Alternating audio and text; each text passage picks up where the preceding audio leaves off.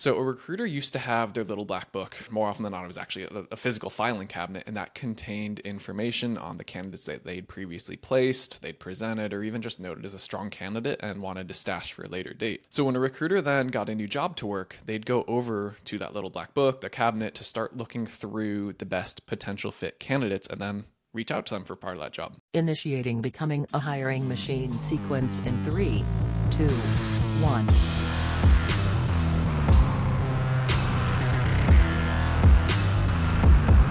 Hey everyone, it's Sam Keenley, and welcome to Becoming a Hiring Machine. This is the show dedicated to fixing recruitment by going beyond saying what needs to change and instead teaches you how to make that change. Today, we've got a Tactical Tuesday ahead of us, but before we get into that, I just want to tell you a little bit about the show. Essentially, we've got shows within the show here. Some days we have interviews with industry thought leaders and others who are shaking up the space, while other days we cover things like trending topics, items that recruiters are talking about or will be very soon, and what those mean for them. Every Tuesday like today, drop by for a Tactical Tuesday episode where we go deep on how to do something that's going to help you drive better results in your day-to-day. Sometimes we'll even open up for Q&A. Listeners can drop in questions that they'd like to hear us take on, so send those to us at podcast@loxo.co. And occasionally you'll hear a mic drop episode from Matt where he joins to share something that he's been thinking about within the recruitment space and wants you to know. All right, for today's Tactical Tuesday episode, it's going to be a solo episode. We like to poke fun at 1980s recruiting practices, right? The fax machines, the giant filing cabinets, the phones with the curly corded lines. But there were also a number of great practices during that time that recruiters used, and they worked very well for them. So for today's Tactical Tuesday, we're going to do a dive into one lesson specifically from 1980s recruiting that I think we should actually bring back as we head into 2024. So let's take a look at the 1980s. Essentially, technology wasn't as accessible then as it is now. So that meant recruiters needed to rely on things like strong fundamentals and great processes in the background. As technology started to come about in the 90s, early 2000s, and even into today, things like fundamentals, processes, and even quality personal touches with candidates have started to give way to volume-based tech touches. And this is where I think that we've gone past the point of diminishing returns in this direction to where it's actually making recruiters less effective as newer tools are added to their tech stack. So that's a pretty big claim.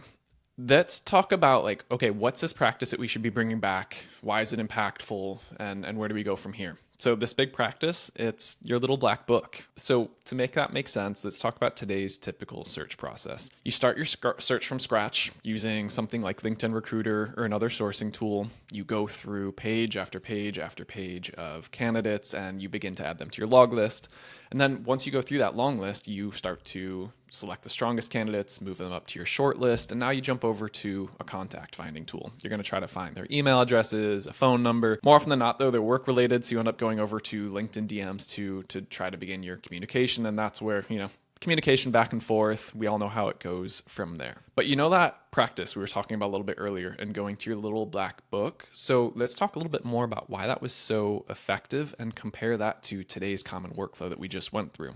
So a recruiter used to have their little black book, or more often than not, it was actually a physical filing cabinet, and that contained information on the candidates that they'd previously placed, they'd presented, or even just noted as a strong candidate and wanted to stash for a later date. So when a recruiter then got a new job to work, they'd go over to that little black book, the cabinet, to start looking through the best potential fit candidates and then reach out to them for part of that job. Fast forward to today, and your little black book, it's just not a book or a filing cabinet, it's a recruiting CRM. This is software. They're all over the place, but this should be filled with qualified candidates that you've sourced previously, even if they didn't move forward in the job that you're working at the time. So at a minimum, you have a highly curated CRM. Again, you're only adding people to this as you had previously worked jobs and started to vet them. And best case scenario is you have relationships with these candidates and you can get straight into screening them for the specific job that you're working because you have their name.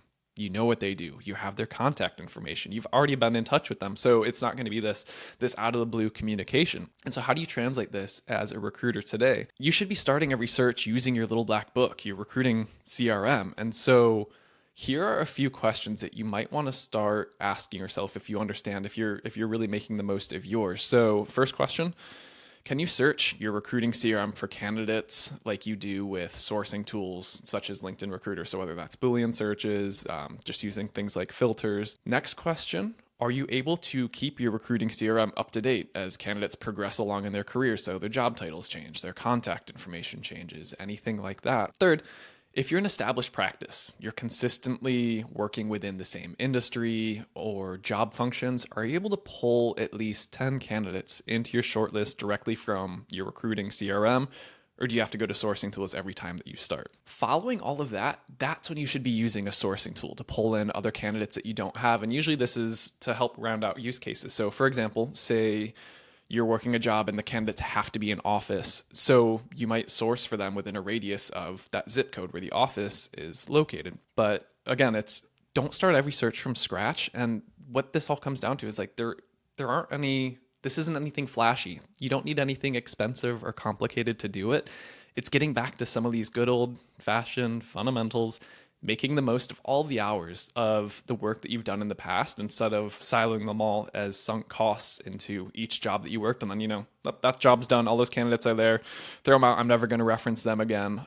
But your recruiting CRM should be your biggest superpower. If you use it well, you will be able to watch is you can effectively reduce, I'd say 80 to 90% of the time that you formerly spent on sourcing, gathering contact information, and beginning outreach campaigns.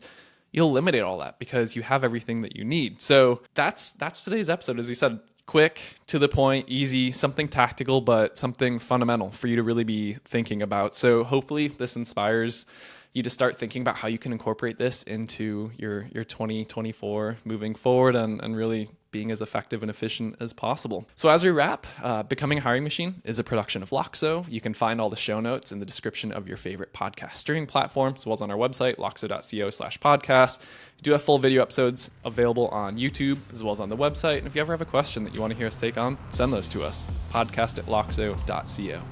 All right, everyone, that's a show. That was a quick tactical Tuesday. Until next time.